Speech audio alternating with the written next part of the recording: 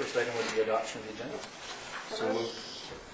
Seconded on the agenda, then all those in favor? Motion's carried. Three delegations this evening. First of all, we have representatives here from the Comox Valley Regional District. We're going to be presenting on the sewage service long-term capital infrastructure plan. So, Wendy, thank you for being here, and you have the floor. Thank you. And I'm just going to start off with just a few slides on the overview of the regional district's financial planning process. And then I'm going to turn the mic over to Mark Ruffin, who's our senior engineer, and he's going to be going through the highlights of the sewer and the water budgets from the regional district. The sewer and the water committee, the sewer commission and water committee, has requested the regional district to come forward and to present some highlights of the two budgets to both Courtney and Comox Council. So that is why we're here this evening. Who did that?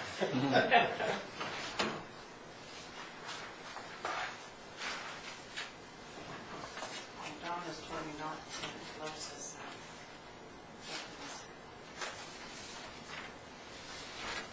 Just a bit of an overview for folks who are not that familiar with how the regional district does their budgeting process.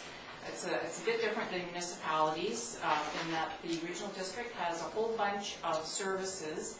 Each service delivers a certain function, such as fire or water service area, recreation, that sort of thing. So each service has its own budget, has its own revenue, has its own expenditures, reserves. It's a standalone item. In the regional district, there's 92 services in all, of which 22 Comox participates in or pays into and is part of that service.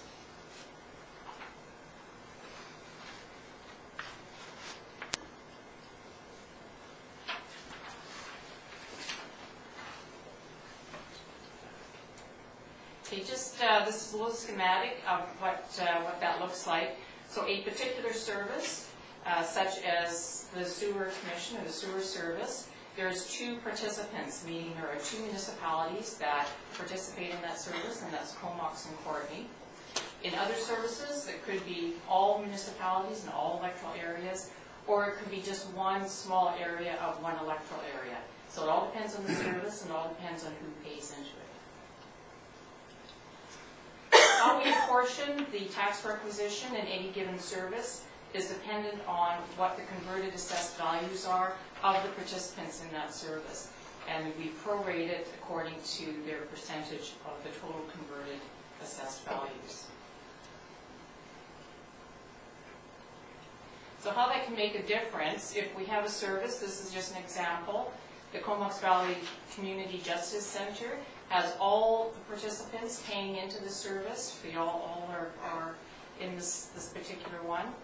And even though the requisition between 12 and 13 is the same at the bottom, $38,945, the assessments have changed slightly for this year, and so their portion of that taxation changes according to how the changes in the converted assessed values change. So in our process, we start off in the fall, late summer, fall. We start internally in pulling together all the different service budgets. We get those all keyed in and ready to go. We get the updated assessment values from BC Assessment Authority. We balance the budgets off, apportion the tax requisitions, and we start presenting in January. We present to the Regional District Board in January for the consolidated budget, and then we start rolling out the individual budgets from January through to mid-March. At the end of March, we go forward for adoption, and the Regional District Board adopts the budget by March 31st. This is just a list of the 19 of the 22 services that Comox participates in with the Regional District. These are all funded through taxation. And there's 3 other services that make up the 22, and these are funded through 2 of them or through contracts that the Regional District has. You have the Courtney and Comox, and water service is funded through the sale of bulk water to those municipalities, and Comox is a customer of that service. This is just a pie chart of how the municipalities, how the dollars sitting in the regional district budget, how it's spent through the municipalities. So in this particular slide, you see that about close to 75% is spent on water, sewer, solid waste, and recreation. Those are the big ticket items. The overall town of Comox, the total requisition for this year is $3,160,733. That's how much the regional district will invoice the town for those services that they pay into. I've isolated two line items. The top is without sewer in the Island Corridor Foundation. This year, the regional districts are chipping in for the Island Corridor Foundation for the rail line, and it's a one-time grant that will be paid out in 2013. So I've isolated the sewer and the foundation as two separate line items, with the total being 3.1 million.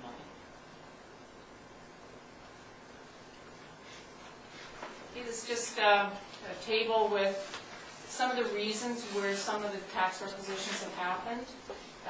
Some of the items, surplus funds from prior years have been reducing. We've been utilizing those to offset some of the taxation. Those are depleted, and so the requisition needs to go up. Other areas, there's infrastructure cost increases and funding request increases.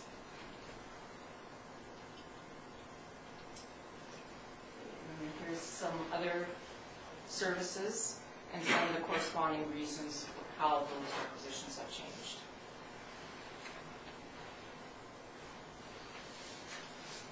If you want the full regional district budget, you can go onto our webpage, and it's there, lots of information about taxation, service by service, how it all pans out for each of the municipalities. So when we go to do our budget, these are just some of the factors that we look at. We always try to hold the taxation as stable as we possibly can, as do all the other municipal local governments as well. But at the same time, we're trying to make sure that all the infrastructure is in place, that we have healthy reserves for the future. We look at various impacts in the environment out there. And this year, of course, we're anticipating the return of the PST, so that will have some impact. So just in summary, we are presenting our budgets January, February, and March. We'll go for adoption on March 26th and 28th. And please visit our website if you need any information. And that's what I have for now. If there's no questions on that, I'll turn it over to Mark Ruffin. Any questions for Wendy at this time? Thank you, Wendy. Welcome, Mark. Thank you. So I'm going to spend a few minutes talking about water and sewer, which are two of the larger services like Wendy mentioned. So for sewer, the first slide here just shows a map of the service area. And the sewer service serves Courtney and Comox. It also serves the Department of National Defense and the Comox First Nation Reserve Number 1.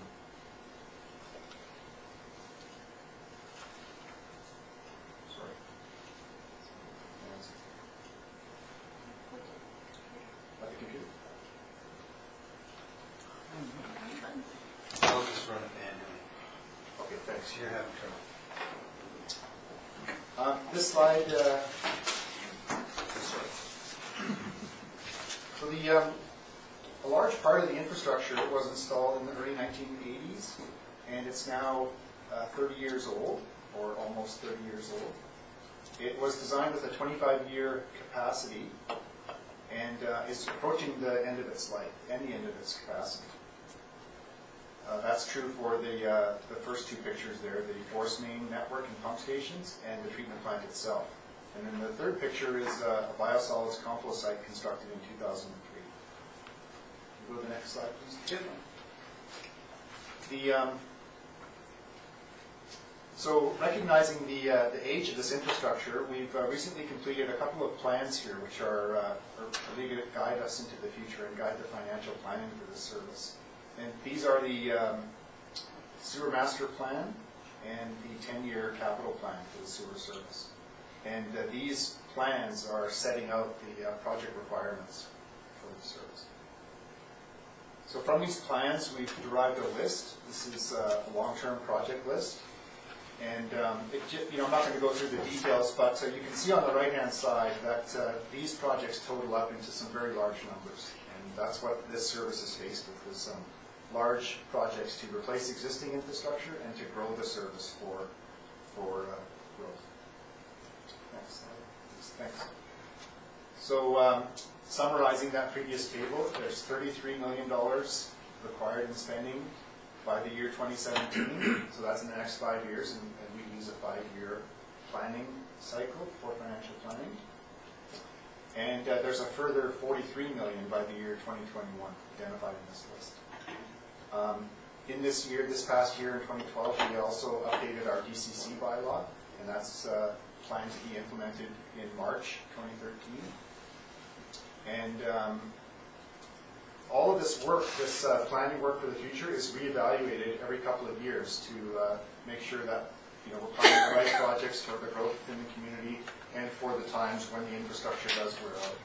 So we will revisit this and revisit the numbers, very frequently. So what I've done here is summarized the financial plan for the sewer service into one page. And I just want to run through a couple of slides here which highlight the key drivers that affect the requisition for this service. So next slide, please. So at the bottom of the slide, you can see the capital project requirements highlighted. And you can see in all years have significant projects, but in 2014, there's some very significant spending. Next slide. So that spending requires that we increase borrowing. So you can see on the first highlighted row here that we require some large debt proceeds in 2014, 15, and 16. And those debt proceeds, if you go to the next slide, Ron, they drive higher debt servicing costs in terms of interest and principal. And then one more time, Don, that drives the increases required in the budget. So really what's driving this budget in terms of increases is the capital projects, driving new debt, which has higher debt costs and higher requisition. So that's just another fact to remember. So what this means to the town of Comox, who participates in this service, is that the user rates within the town go up to support the requisition to the regional district. And these are rates predicted by the town. They may vary a little bit as time goes on here, but the town is predicting that these are the rates that are going to have to be implemented over time. Right now, the reserve in the sewer service is at $8.4 million, and the development cost charge reserve is at $3 million. But these reserves are used up in the first year or two, and then the new debt is required for the service. So that was the sewerage service. I don't know if you want to, I could take some questions on that service. Any questions on the sewer? I had one, actually. I know the sewer charge DCC is going up in March, basically doubling its amount. What percentage of the future capital spending and borrowing is represented by those contributions to come? Well, it's difficult to predict how much DCC revenue we will get. It will depend on development. It's not shown here as a separate item. It's just a transfer from reserves. Right. And you can see that in the first few years, we're using up our capital works and DCC works reserves. And then in these years, we haven't brought in any more DCC reserves. So if we have some DCC reserves here, we could bring them in, and it will reduce the amount of debt. You're looking at $76 million in capital over the next number of years, and debt and costs associated with that. What was the plan in mind, I guess, for the development cost charges? Is that 50-50? with new development? Is it, what is it? So the way it works is each project is looked at independently. So if we look at that project list that we put up at the beginning, we look at each of those projects, determine how much of that project supports growth and how much supports, the replacement of existing infrastructure. So for example, a project like this is 100% growth. A project like the Dock Little Pump Station only has a small portion of growth because it's an environmental project to reroute sewer force main. So each project is looked at. A certain portion of the project cost is towards development, a certain portion towards existing, and that's how the development cost charge is calculated. The problem with this service right now is that, or not the problem, the challenge is that development cost charge reserves are quite low, and we're going to be completing projects before we get the DCCs for those projects. And that is what's forcing us to borrow more money for those projects. Your Worship, Yes, sir. roughly $3 million of DCCs are kind of in their longer-term planning, looking out to the expenditures that are going to occur around 2020 and 2021. There's, I think, 40-some million of capital expenditures. Of that, they figure they can fund about $3 million through DCCs. So not only are the DCCs split between current development and future development in calculating the DCC rates, but you also in the calculation only included a portion of the asset's life. So you took that ratio and multiplied it by a fraction of the total cost. So the bottom line is the vast majority of the projects that are growth related are funded by general taxation. Okay. Thank you for those clarifications. Any further questions on the sewer fund? I guess you can go ahead with the water. So moving on to water, the first slide again is just a map showing the service areas. For water, it's a little bit different. We operate, the CDRD operates a bulk water system that provides bulk drinking water to Courtney, Comox, and 5 local service areas that essentially surround the main town and city. This system provides water to 40,000 people, and the major components are chlorination station, standby pump station, reservoirs, and supply mains. The initiative that's driving the main spending in this service is the Vancouver Island Health Authority has introduced a new drinking water standard or policy, and we have to be compliant with this standard by 2017. And this standard requires that the water meet certain parameters, and if it can't meet those, then usually a filtration plant is required, and if it can meet them, then you can defer construction of the filtration plant, but we still have to build some other infrastructure. Next slide, please. So this is a decision tree here showing kind of where we are in this process, and we're at the diamond-shaped box here. So we're trying to determine whether we can defer filtration or not, and that will set in place the capital projects that we have to do. So if we can defer filtration, we move into this box here, and we have about $25 million of spending in the next 5 years. And if we can't defer filtration, then we go down a different path. And we'll be bringing a report forward in the next few months to report out on the water quality testing work that we've done. For now, we've carried this in the budget, in the financial plan. So these are the projects that come from that. You can see that in 2014, 2015 to 2017, will be some significant spending on water infrastructure to comply with these new drinking water standards. Next slide, please. So this slide just summarizes the table. $28 million by the year 2017. And that we will probably bring forward an updated development cost charge bylaw in 2013 this year. So again, this is a table that summarizes the entire financial plan for the water service on one page. And I'll just walk through the main drivers again. So down at the bottom, starting with capital, the capital requirements are significant in 2014 and then 2016, 2017. But this service is in better shape in terms of reserves and revenue than the sewer service. And no new debt is required to support the spending that we're predicting. So with our existing reserves, you can see here, transfers from reserves and some transfers from operating, we can fund the capital that's predicted for this service. So the debt costs opposite to sewer actually decrease over time as some of the existing debt is paid off in 2015. And this model or this plan is built on these rates here.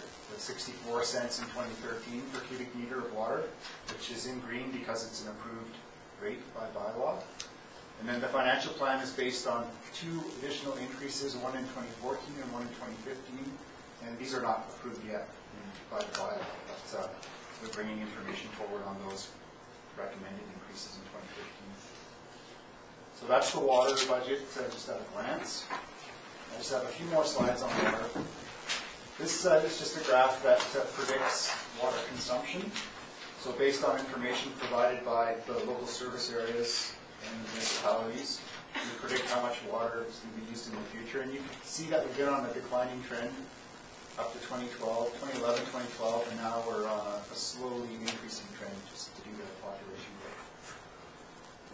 The reserves for water are 8.6 million and 5 million, Capital Works and DCC reserves. And that's the end of the water presentation. I'm happy to take some questions if there are any. Any questions on water, Director of Finance? Mark, going back to the water use, our water license is a little over 9 million That's right. cubic meters. Yes.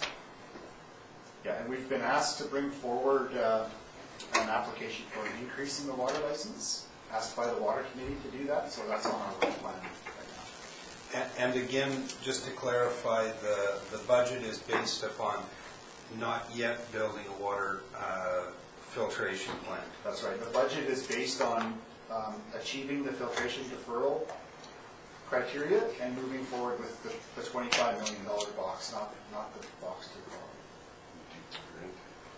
All right. Councillor Kingrad. Just wondering about infrastructure grants, and the federal government has talked a lot about their always gonna, but we haven't seen the money yet, or the will to do it. I take it that hasn't been projected into this plan at all, so that would be helpful, I suppose, in doing this. Yeah. It wasn't presented here, but in each of the staff reports, there is a few words that say, we'll pursue grant funding to the greatest extent possible, but that the budget is not based on receiving any grants. It's based on, it's kind of a worst case scenario. Yeah. Well, I'm wondering if it's something that we should maybe bring up at FCM when we're there and say, hey, we're just a small community with these issues. I'm sure it's all over Canada. Well, I know it is. And perhaps it's something we could think of.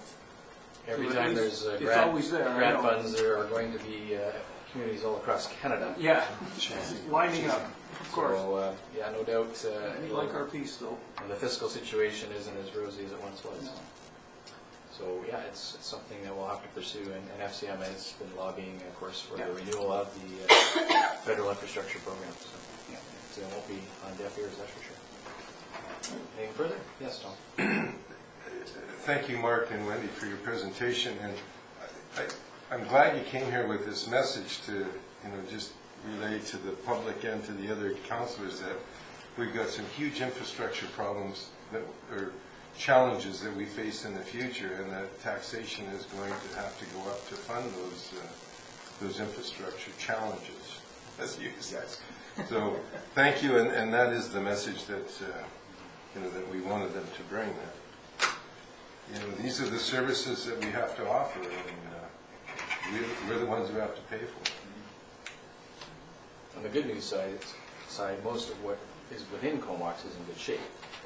in terms of water and sewer delivery. It's just we are part of a greater region, so we have to play our part in this. All for one, one for all. All right. Thank you for your presentations. Thank you very much. All right, next delegation, I believe Gail Davies is here. I didn't see Mike, it's just yourself. Welcome, Gail.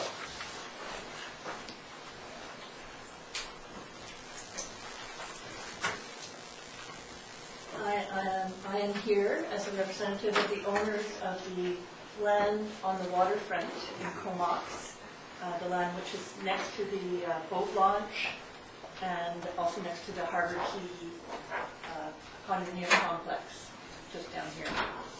And I have a very short speech. Basically, I'd like to invite council and residents of the town to a meeting to be held on March 6th at 7 p.m. It'll take place at the Blackfin in the lower, I believe they call it a banquet room.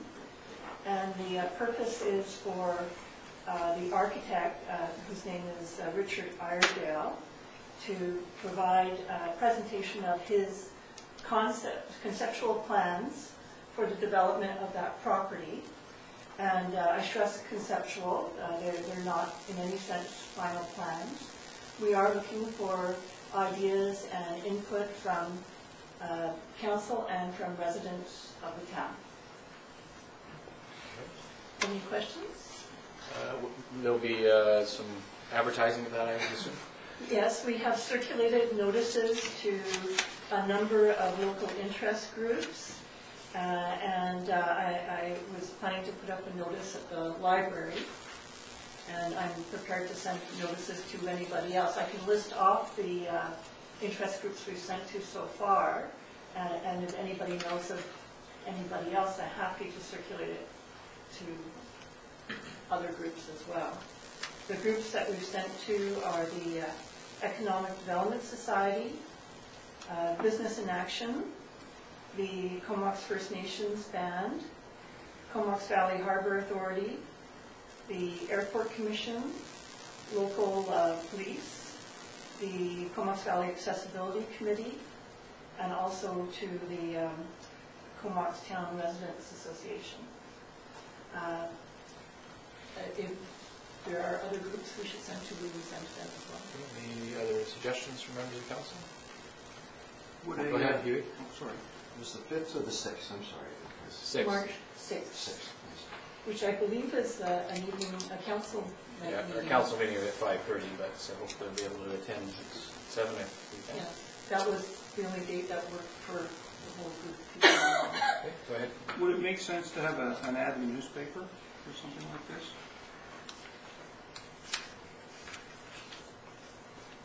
Oh, you're asking me? Yeah, well, It's your process. so- Well, last time we had a public hearing, this was a big issue. in Oh, yeah, I town, know, so and I believe that the town will be having its own public hearing. This is just a very, Okay. very much a preliminary thing, but I could call the newspaper and let them know. And There are representatives of the press here, but certainly you'd have to talk to them about looking at advertising too.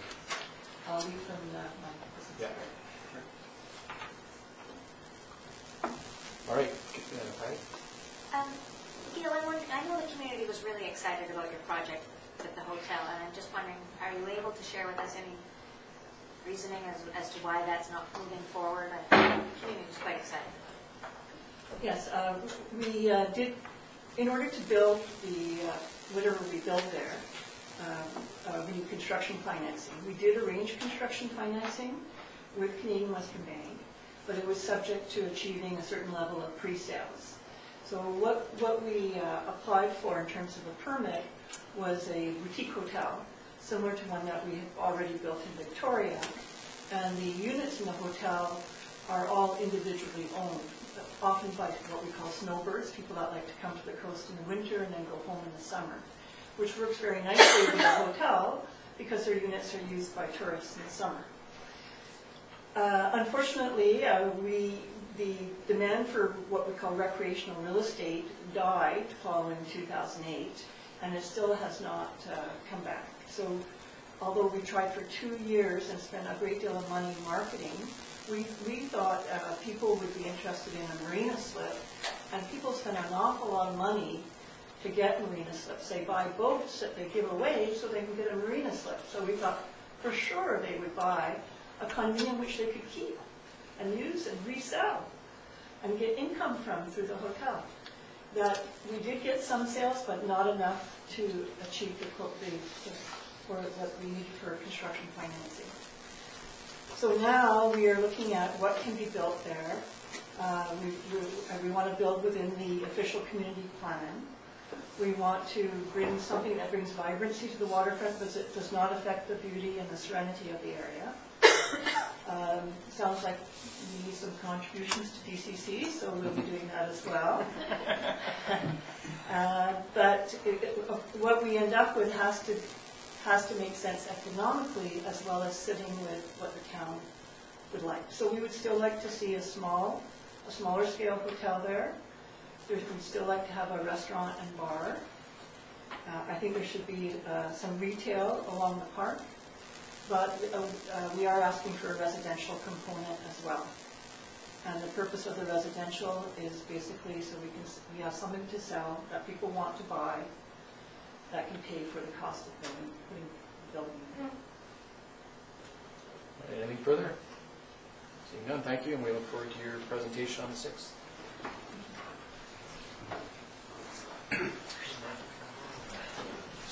All right, for this next item, I'll be declaring a conflict of interest on the basis of solicitor-client relationship, and ask Acting Mayor Tom to take the gavel.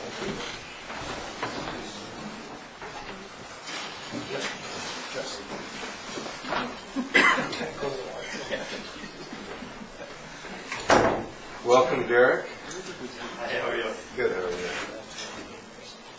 I'll just put this up. It's more for reference in case there's any questions. And I think most folks are pretty familiar with the site. So.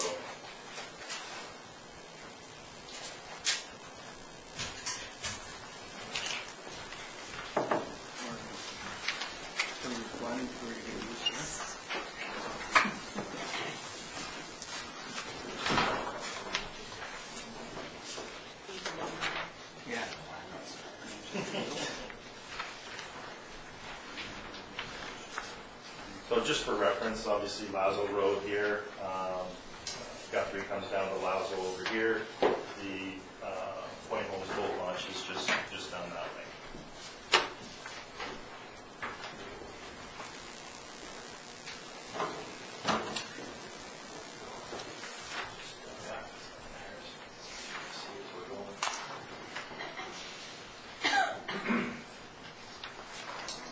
So thank you for an opportunity to provide this brief presentation regarding the Lazo Campground Development Permit under consideration. The campground property has received limited reinvestment over the past number of years, and as a result, both the buildings and supporting infrastructure are currently in various states of disrepair. It is the only campground facility within the town, and the new ownership group envisions the campground as an amenity to the municipality, and as such, the facility should be drawing both locals as well as tourists to spend time and money within the town. However, given the site in its current form falls short of this vision, there are instances of leaky roofs, holes in the walls, the washroom facility not meeting, disability standards and such. So with your approval of the development permit tonight, phase 1 of the site rehabilitation will be implemented, and this includes the removal and reconstruction of the existing site buildings. Specifically, the reconstruction of the site office. As you all know, the site office succumbed to fire a number of years ago, was essentially removed, leaving the foundation, and left in that state ever since. The proposed building would be located on that very same slab. The second building is the washroom facility, currently located in this location. The existing facility would be removed and reconstructed of slightly larger footprint to accommodate disability access and overall user-friendliness, but in the very same location. The third building is the existing outdoor patio facility, which is small in nature and in kind of a roof state of disrepair. The new facility is located just immediately adjacent to that facility within the lower grassy area. And then the existing maintenance building is currently located here, and that would be removed and replaced with a new maintenance facility near the west side of the property.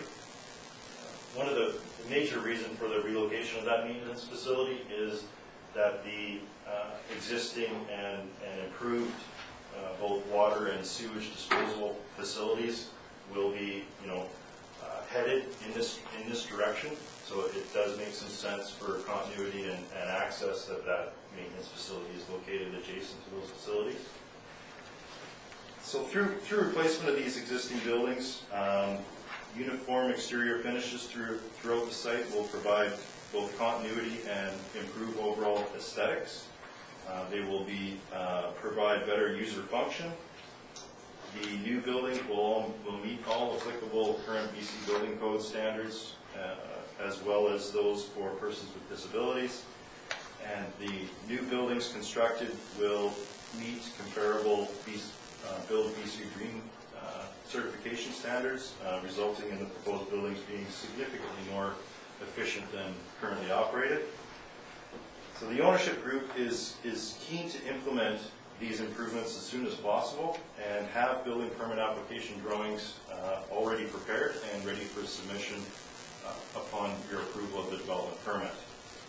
Phase 2 of the improvements includes on-site sanitary, storm, and electrical improvements. Essentially, it's a redo and a rehab of the existing subsurface infrastructure to support those recreational paths. Of note, I would like to say that the proposed site improvements will not expand the existing campground footprint, so there won't be an addition of additional RV pads or campsite pads. The number of sites available today will continue in the future, nor does the implementation of the reconstruction of these buildings have any negative impact on existing trees and require any kind of tree removal of any kind.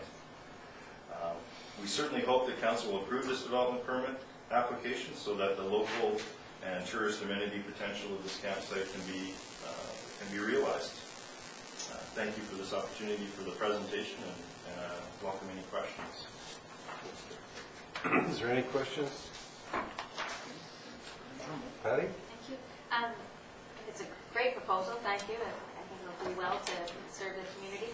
My question was, and maybe out of your purview, but it's commented in the report that the store will not be for external use, it will just be for the campers, so to speak. That's right. So the existing store is going to be reconstructed in its existing space. If you recall, when the store was previously operated, there was massive ice cream cone signs outside. There was those fold-out advertisement signs up and down the Lazo Road frontage, encouraging local residents to come in, buy stuff, purchase stuff. The zoning of the property doesn't allow that. The property and these outbuildings need to be essentially an amenity for the campsite. So while the store is going to have basic essentials for RVers and tenters and whatnot, maybe some milk, hoses, that kind of thing, the intent is not to necessarily advertise along the frontage to encourage the neighborhood to come and participate in shopping at the location. Certainly, I know people in Kaibay, Sand Pines, they all appreciated that little store and the ability to get a quart of milk when they need it. So. It's not to say, that opportunity certainly isn't going to be discouraged if somebody wants to stop in and buy some milk or chips or what have you. But it's the in-your-face advertising that is certainly, it's a campsite, it's not a general store. Yeah. Any other further questions? Thanks, Derek. Thank you. Someone will get the mayor.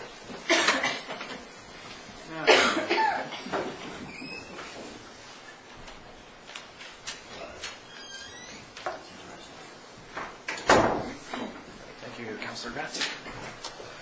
All right, so we'll move on to minutes of meetings. We have the council meeting minutes of February 6th for approval. Move. Second. On approval, Dan, all those in favor? Motion's carried. Just had an error on page 13, Councillor Price's comments. The AGM for Comox Archives and Museum was noted as February 16th. It should be March 16th. Yes, thank you. Yeah. Nobody's missed it, don't worry. Yeah, I saw the notice of that, actually. Okay, good. Thank you. With that, then, all those in favor? Motion's carried. Committee of the whole meeting of February 13 minutes for receipt. Move. Second. On receipt, then, all those in favor? Motion's carried. Several recommendations coming forward on the water and sewer parcel tax bylaws, bylaws 1743 and 1744, before the council for first, second, and third readings. Move. Second. Those in favor? Motion's carried. And secondly, pedestrian activated beacons, that council approved the placement of pedestrian activated beacons at the proposed Ellis Comox crosswalk and the crosswalk fronting with the Stare Seniors. Move. Second. Those in favor? Motion's carried. And then regarding the 2013-2017 financial plan, the direction staff to include that the Sir Williams Theatre be provided with an annual grant of $20,000 per year for each of the years 2013 and 2017. Move. Second. Matt, all those in favor? Motion's carried. All right, no committee reports. We have the manager report at page 17 for receipts. Move receipt. Thank you. Second. On receipt then, all those in favor? Motion's carried. Just one comment Go ahead. I had there. I was wondering if we could add the trailway markings and possible upgrades to the management report. It's something that we've talked about. I know we haven't allocated any funds to it yet, although there is gas tax money left over that we could use, and this would be a perfect fit. But it's something that I've been talking about for ever since I got here, probably 8 years ago. And it's also been in our strategic plan for quite some time, so rather than me trying to remember it all the time, if we put it on here, it may not fall off the radar. Is it part of a previous motion? It was not a motion. We talked about it, and staff was, what were you doing? You were doing something with it. You and Al were talking about it. May I suggest that we await the return of the Parks Director so that we can bring forward a staff report on what kind of plan of action we can recommend to council for this initiative? Yeah, we obviously need council direction on it, so that would be appropriate staff report, and thank you for that reminder. I don't want to get you in the mix. That's not. Any idea of the time frame for that, Sue? I suggest the end of March, early April. Okay. We'll look forward to that. Okay. Anything further on the manager report?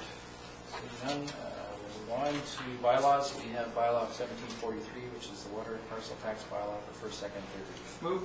Second. On that, all those in favor? Motion's carried. And then bylaw 1744, the sanitary sewer parcel tax bylaw for first, second, and third reading. Move. Second. All those in favor? Motion's carried. All right, you have the gavel again, Mr. Wow.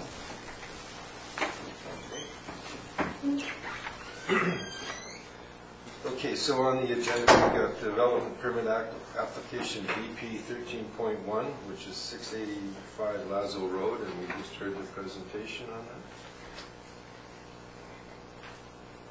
So I move that we issue the development permit. Second. Is there any discussion on that?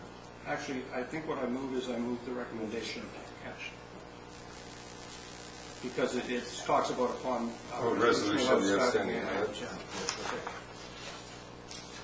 Any further discussion on that? All in favor? Opposed? That carries.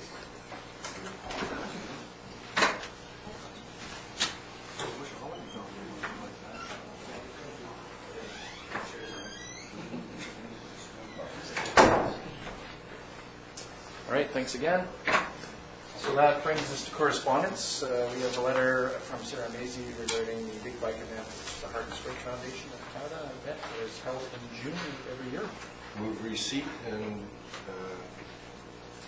move that we allow the Thank you. the request. Usual terms and conditions. Any discussion on that? Seeing none, all those in favor? Motion's carried. A letter from the Royal Canadian Naval Association Steve Cowan, President, regarding the upcoming Battle of Atlantic ceremony on May 5th. Move we grant the request. Second? Thank you. Discussion, all those in favor? Motion's carried. And then lastly, a letter from our Comox Town Residents Association Director Jim Whitehead, requesting that plain English be used in public hearing notifications. So we should receive a letter and maybe discuss. I would. Thank you. Proceed. Second. Received done, all those in favor? Motion's carried. Discussion. Councilor Payne? Well, this is something that I've thought of often over the years, and I think I brought it up once, way back when at council, and I know there's legal issues, but, you know, most residents of town don't have much of an understanding of what that means, so I think it's a great idea. I know there's legal issues, and I think that staff could probably come back with a recommendation for us. Something I'd like to see in there too, if we do this, is that we show our consistency with the OCP, the RGS, and the sustainability study, so our linkage with those as part of this ad, or as these ads as we do them. Yeah, I don't know about that aspect of it, but perhaps our planner can comment. I know our deputy clerk is also looking at this issue. Around, I guess, first of all, form of notice and whether it can be amended, and then secondly, the question that Councilor Grant just brought up. I guess the forms of notice, the content that we have in our current notices has to remain to meet the statutory requirements. We've been advised this is increasingly important. The recent changes to the community charter that start to give broad powers to municipalities, litigation lawyers that are seeking to attack a bylaw, that's more or less given up on a municipality not having the power to do what they're proposing in the bylaw. They're specifically targeting now procedure. So any kind of a common law procedure, notices, information that's supposed to be available at a public hearing. What we can do, I think, is, as noted by the CTRA, the actual proposal that was the subject of their letter was very low down in the ad and wasn't highlighted. And I think that that's definitely something that we can improve on as we're adding in consistency with the OCP, the regional growth strategy, and the climate trend. No, just sustainability studies. Strategy. Regional sustainability Yes. strategy. The regional strategy sustainability. The first two, I don't believe would be any issue. Okay. And we could check that out. The regional, the RGS sustainability strategy, I think, would be a lot more problematic in that they created that strategy. Then my understanding was the regional growth strategy more or less vetted, took the parts that were agreed upon and incorporated into the RGS. Okay, so that's fair enough. That's a good comment. But I think it's important to have the linkage between our OCP and the regional growth strategy. I think people are interested in that, they're paying attention. They may or may not be. You may get an application that isn't consistent. So, Well, if it isn't, certainly the OCP amendment would be required. yeah. So, The question really then is, in addition to what has to be put in legal terms, is there a way that the ad can be a little more user-friendly, I guess is the word? I do understand that perhaps other communities in British Columbia have, put a header at the top or something below it, or beside it, what have you, similar to what the CTRA has said, basically inviting people to attend to be more sort of user-friendly, public-friendly, towards engagement. Pemberton has done quite a That's bit. the place, yes. And what they've really focused on is headings. The content is still there. They focused on headings. They've also focused on graphics and adding color. Okay. Color is it's a cost issue right now. We're running our ads at about $500 a month per edition.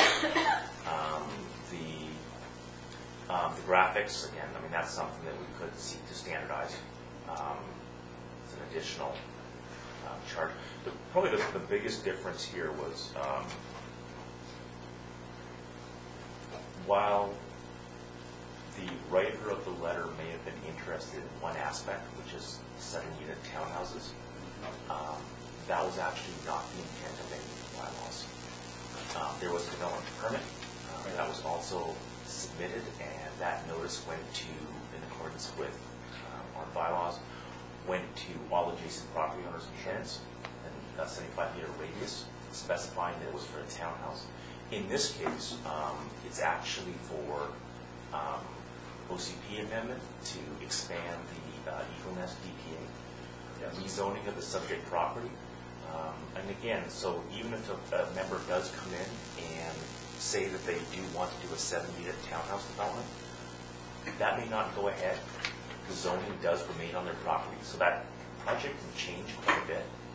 So it's very important to address the zoning, and then also, in this case, it was a phased development agreement. Right. So there will be somewhat of a disconnect between what people wish to focus on and the much broader scope of the bylaws themselves. Right. And our obligations will be to make sure that that broader information is there. So with that, I mean, it is something definitely we can take a look into.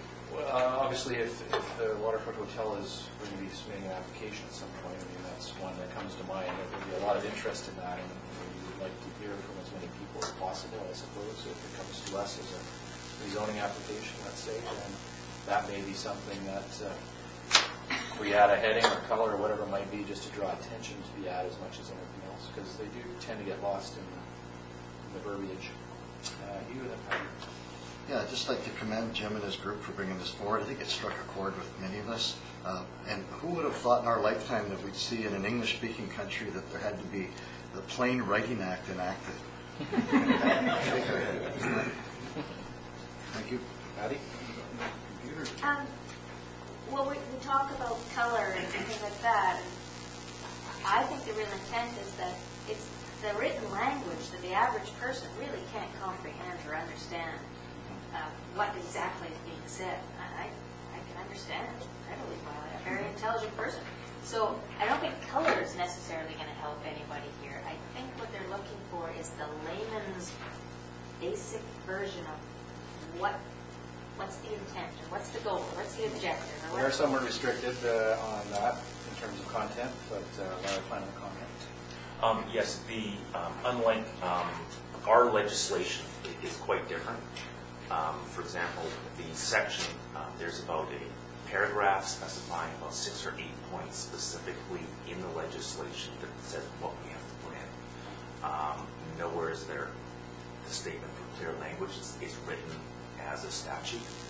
In addition, we have to abide by the common law in terms of it's a quasi-judicial framework. So all the common law that's been built up in terms of case law is additional what we have to abide by. So unfortunately, we do not have a statute that says that we can put things in plain English. We have to meet the statutes and the common law. Now, that being said, I mean, this is related to a very formal process of public hearing, which is sort of the tail end of most rezonings and so on. There may also be, well, a developer-oriented or sponsored open house. There could be a town-sponsored open house in terms of public engagement, and we would have a lot more latitude on that. We have done in other cases public forums or open houses on other issues, and then we've put it as plain language as we can. So some of the legal verbiage will have to remain there, but there may be ways of encouraging more participation in other ways. Yes. And I see the issue, and I think it was the issue when I brought this up before, is that interpretation of what you say when you make it in plain English can you know, you can say one thing to one person, they read something completely different into it, and that's where I think you could find yourself getting into problems. But I certainly agree that, I mean, those ads are fairly meaningless to most people that see them. And yet, you know, you need, the content has to be there for legal reasons, so I get that. Now, in this particular case, as the planners indicated, the fact that there was an OCP amendment confused a lot of people because it was really only to add an eagle tree. And of course, we had people speaking at the public hearing saying, well, how dare you amend the OCP? You just adopted it. And so, you know, it was a good thing that we added the eagle tree, but it was a bad thing in terms of the process because it confused people. Won't find any more eagle trees out there. So can we leave that with staff then to investigate and to look? I know that they've been looking at it, and perhaps we can see where we go with the next zoning and what have you to encourage more engagement for sure. All right, anything further? I think that brings us to the end of correspondence. And so now we have reports from members of council. We'll start with Councilor McKinnon. I attended the Community Justice Center meeting last Thursday. On Saturday, I was at the Lunar Moon Chinese New Year's Multicultural Parade in Courtenay, sponsored by the Comox Valley Multicultural Association. A good turnout there and positive spirit by everyone. Yesterday, I met with a group of local farmers who were explaining their support of a resolution coming forward at the Vancouver Island Coastal Communities Conference in April in regards to genetically modified crops. And that's my report. Thank you, Councilor Fletcher. Thank you. Since we last met, one event I was unable to attend was the Diamond Jubilee Awards to the Mayor and Chief. I congratulate you both on that. On February 12th, the Regional District being the financial planning meeting, and as you saw tonight, Comox is in a predicted position due to our assessed values, but there are some costs coming down the sewer and water pipe.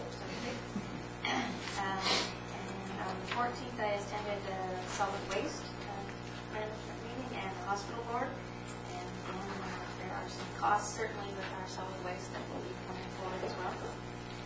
And last Friday, I attended the 10 years after celebration at the Comox Valley Airport regarding 10 years ago it was when the referendum passed. A nice celebration, good event for our community to recognize the value to that.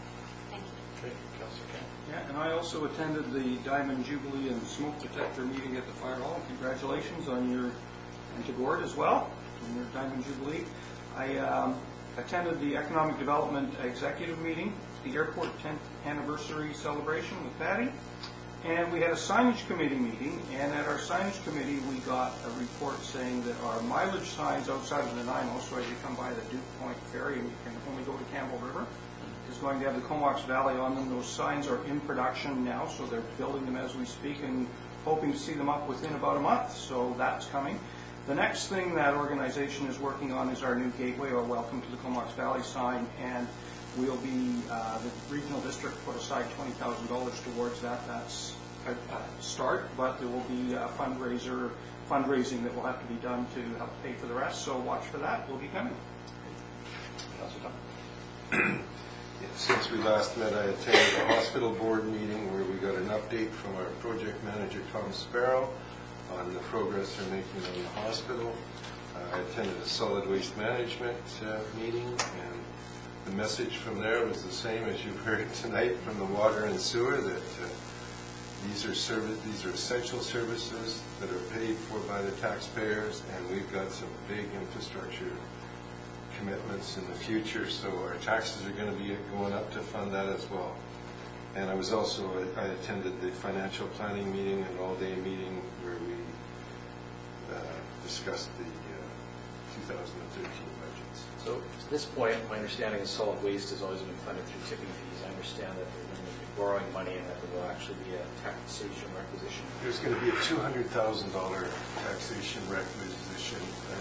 It's going to be it'll have a small impact on the individual taxpayer, but 200,000 for the whole region, or? Yeah, 200,000 for the whole region. Okay. Which includes to the north as well. To the north, well, Tassos, Savalas, River, everywhere. But what's been happening, and they need a more, of course, we've always funded solid waste management through tipping fees. But of course, as you start reducing the amount of waste that goes into the landfill, your tipping fees go down, but your costs remain the same. And so they need a more stable source of funding for some of the operations. So this is what they're looking at, is just a small, $200,000 requisition. Now, the announcement today, I saw a press release issued by the regional district on the Cumberland deal, post-community deal, and that entails $300,000 a year for 20 years plus another $3 million to upgrade the road. That's about $9 million. Is that part of your requisition? Well, of course, it's all part of it, but there was lots of debate about the price tag of the host community agreement. But when you stop and think about it, that gives us certainty of where we're going to put our waste for the next 20 years. And when you look at we'd have to break out the budget for how much that's going to cost the town of Comox, but to have that certainty for 20 years that we don't have to worry about where our garbage is going and everything, I think it's a small price to pay. And it's certainly, if somebody came along, the present value of that income stream is only about $3 million. And if somebody came to this council and said, we'll give you $3 million today if we can open up a dump in your town, I don't think that $3 million would go very far to entice us to make that decision. So, although there was an initial amount of sticker shock when we first heard this, and when you compare it with other host community agreements throughout North America, it's in line with what they are. Somewhat curious, given the fact that land was acquired a while ago for expansion of the waste management site, and there was no agreement at that time. I suppose we're now fast forwarding a number of years later. What the Minister of Environment is asking for is,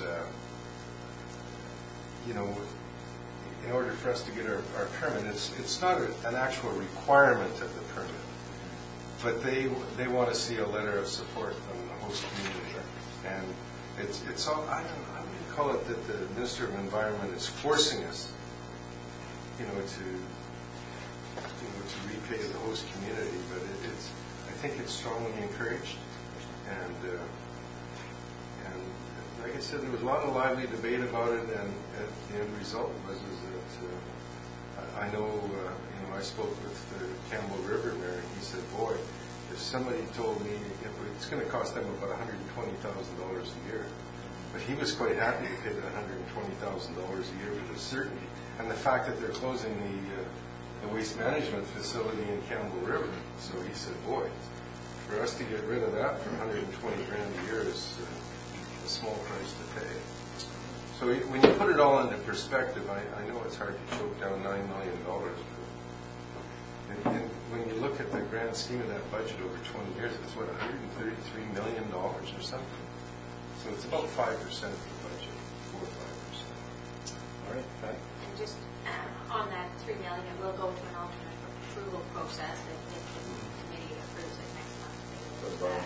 Go ahead. The borrow. And That's to upgrade down there. yes, and on the tax requisition, it was in place previously. They had used tax requisition for the landfill at some time, and then it was no longer needed. Tipping fees, we had lots of garbage, so we had lots of tipping fees and lots of money there.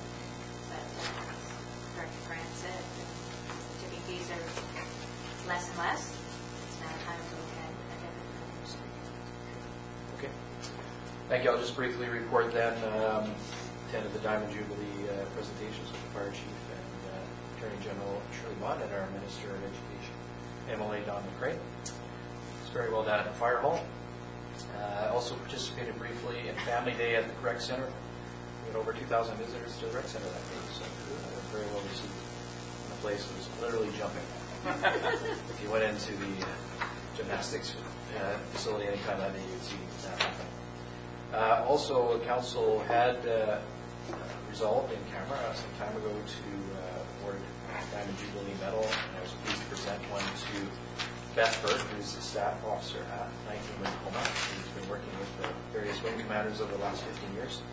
That was presented as part of an overall award ceremony at the officers' mess, and it was, I can tell you, very well received by the recipient as well as by the wing commander. Appreciated on behalf of council. They wanted me to pass that on to you guys. The CVAC 10th anniversary has been mentioned, and then yesterday I drove down to Victoria and I attended, I should say, as a guest of our Minister and MLA, Tom McRae, the provincial budget speech, and had a seat right on the floor, and it was quite exciting to see that happen unfold right before my eyes. Even see some of the action that goes back and forth at question periods. So lots of budget talk, and Those were your skates at the end. no, those weren't. Mine are a little bit newer. But yeah, there's lots of interesting stuff happening down there. Nothing for Comox in the budget. As you may know, it's a fairly austere budget, living within your means. I did see some reference to additional funding for RCMP costs that are increasing, and we'll see if that filters down through some of the costs that we're going to be looking at here in the near future. There's some presentations next week. Other than that, I think all the other stuff's been well reported on. It is, from my perspective, nice to see that the government is forecasting a balanced budget in the next 3 years. Modest surpluses and some modest tax increases.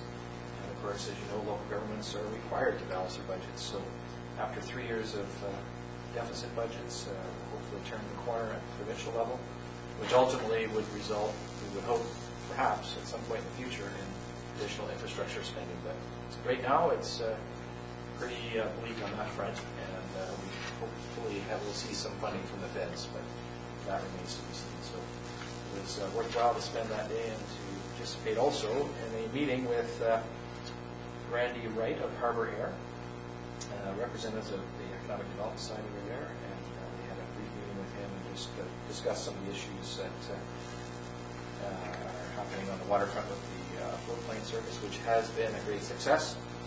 Mr. Wright did indicate from last year to this year, their numbers are full at least 1,000 in terms of passengers. So it's been very well received, and we'll hear more on that as we go forward with our discussions with them and CBEDS and our economic action plan. So it's good to catch up with Mr. Wright. That's my report. No late items, any media questions at this time? Okay. Public questions? Okay. So we have nothing further before the meeting. Motion to adjourn. All in favor? Motion carries.